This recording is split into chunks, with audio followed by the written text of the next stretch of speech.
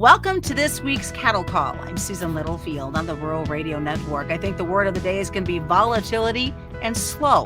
We'll get into details about what that all means in this market that's had an interesting trade and, no surprise, is reacting to what happens within the corn complex. We're going to talk about everything that's happening, and I'm sure weather's weighing in a bit as well with Brad Kooima. He joins us. He's with Kooima Kooima Varilek out of Sioux Center, Iowa. So let's talk about volatility with the market. Yeah, for sure, Susan. I think you gave us a great setup there. Thanks for having me on again, of course. It feels like you come to work here in the morning with suspenders and a parachute or something. Whatever safety device seems to work. Clearly, the market the last couple of days, and really for the last several weeks, but especially the last couple of days, has been greatly impacted by what is now perceived as going to be several chances of rain through the area that needs it the worst. In fact, the one forecasting method that's been probably the most accurate lately has got, I believe, 3 chances for rain in that driest part of the Corn Belt. And I'm talking about, unfortunately, not where you are necessarily, Susan, but that eastern Corn Belt, which is eastern Illinois, Indiana, and western Ohio. That seems to be the spot that the traders are watching, right? So with that increased chances of rain, and then also the extended forecast is wetter this morning than it was yesterday. So sharply lower corn obviously influenced that higher feeder cattle trade yesterday and again today, and that has a tendency to support the live cattle futures as well. I was a bit surprised on how the spreads traded today. I'm not going to lie. I would have thought maybe that the back months usually respond a little bit more to higher feeder cattle. That was not the case today. It looked like we had a pretty good round of fund buying on August cattle. Got all the way up into some pretty good resistance levels. In fact, took a lot of them out and then backed off a little bit on the close. So we did have a pretty good push, though, of some fund buying there on the August cattle during that last hour of the trade.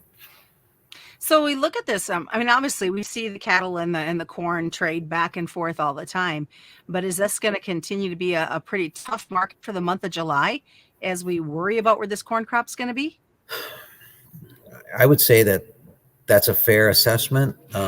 Maybe not the whole month. I suppose it depends on the weather. If indeed that this weather pattern starts to develop, let's say in the next 2 weeks, then the typical show would be that by the time you get to that full week after July, the corn trader's made up his mind and said, okay, they're going to get a crop. We're gonna go lower. Or in the case of some of these drought years like 12. It's over. You can't rescue this crop anymore. And then from the 3rd week of June on, you just spiral, to the upside. I would guess, though, the farmer in me is going to say that there are too many areas here that don't have ample subsoil moisture, that even if it rains once and the market just broke 75 cents, that's what they think now. Does that give you a crop if you get a 1/2 inch to 3/4 inch of rain with no subsoil moisture? No way. So you're going to have to probably leg this thing all the way out through the end of July. And who knows, maybe longer. Like the area I'm sitting in doesn't have subsoil moisture either, but we've been very fortunate. We've been catching a rain every 7 to 10 days, so if you miss one of those, things get, pretty ugly pretty quick. Right now, we've got great potential, but it has to keep doing that, so this is the time of year where the rains are a little harder to come by as a rule too, but it does appear like the El Nino La Nina shift thing has happened. Which does allow for better chances. I'm no weatherman, I'm sitting here trying to trade cattle futures, right? Me either. So we're good. All I know is lack of rain has made frustrations for many of the cattle guys. Made for some definite dusty feedlots. Looking at this cash, it's pretty slow so far on this week. It was slow last week as well. Yeah, the Packer seems to have a little more inventory around them compared to, say, 3-4 weeks ago when we were, high-fiving and backslapping with 185, 188, 190, that whole deal where we kind of caught them short. But there was a little trade in the South yesterday, maybe about 10,000 cattle in Kansas at 178. Texas traded a handful at 8 and then went to 9. Not very many, not very deep. That Fed Cattle Exchange, which frankly I had almost forgot about, it's still around. I had a couple of pens today at 180.75 in Texas. That's a little better.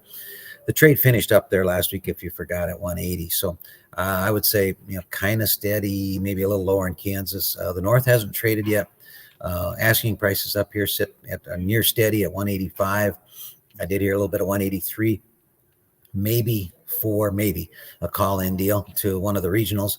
But it is only Wednesday. Traditionally, this is a tough week on cash, Susan. It's the old long for a short. There's a holiday next week, so there'll be a shorter kill. They won't need as many. I wonder what the kill schedule exactly is going to be like. What are they going to do with like that Monday night shift, if they've got it on or not? We'll see. I would expect that next week's kill will be quite a bit smaller, which maybe will help the beef market, but might not be great for the cash market. So how are we doing weight-wise on these cattle? Thanks for asking, because it's one of the things that I keep, it's like finding the oyster in the clam, right? The weights are surprisingly low, and surprisingly contra-seasonal.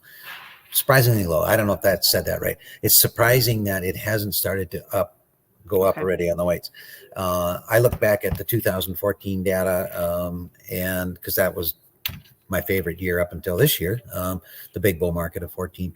And even that year, when we were super current going in and stayed that way through the summer, our average weights had already started up 3 or 4 weeks ago. Now this time we are flat with last year's weights, and actually a couple pounds below last year, and flat with the week before and the week before's weights. Watching some of these formula weights, what a big fan I am of cattle formulas, but watching the weights on those sharply lower in the South the last 2 weeks on the weights. And when I look at the grade, which is also what I watch, Texas grade, just a tick over 66% choice and prime. How's that for lousy? But that would also, give you another argument that if the weights are dropping, there's no grade then either, because they're pulling cattle forward, not enough days on feed. So I don't know. One robin doesn't make it spring, but believe me, I'm going to watch very closely these weights here, because we just I've been saying all along, we're way more current and way more pulled forward than what most people think, and we certainly are in the North. So far, I don't see anything in the argument here to make me think any differently. So I did think that maybe the August cattle are going to have a little bit of trouble because of the fund roll. Big, long position by the funds. You got to like them when they're on your side. Now I want to see how well they do, move in that position a little bit. So maybe be a little careful with the August thing for a second, but I'm hoping, when we get down the road 2 or 3 weeks, you and I'll be my good old, bullish self here again, and we can have more fun.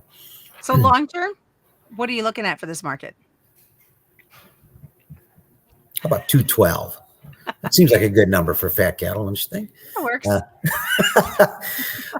I don't know, which all you people know that I don't know. But the way this thing's set up, we've got a monster market here at 190, 180, whatever, they're both big, and we're not to the short numbers yet.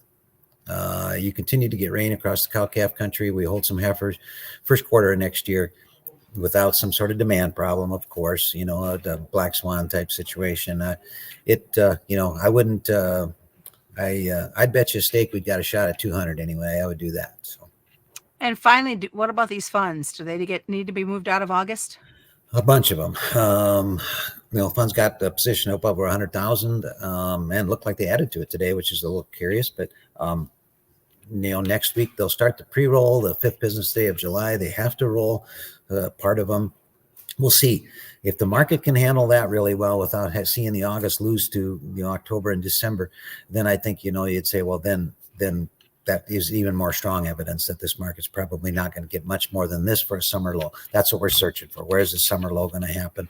Around the week of the 4th of July. That's not unusual. So let's stay dialed in here and see maybe we'll catch a quick one this year. Well, let's do our part and put something more than burgers and hot dogs on those grills come the 4th of July. I saw our menu. We're going to do our part at our house. I know that. All sounds good. Hey, what's the best way for folks to get a hold of you if they want to talk more cattle?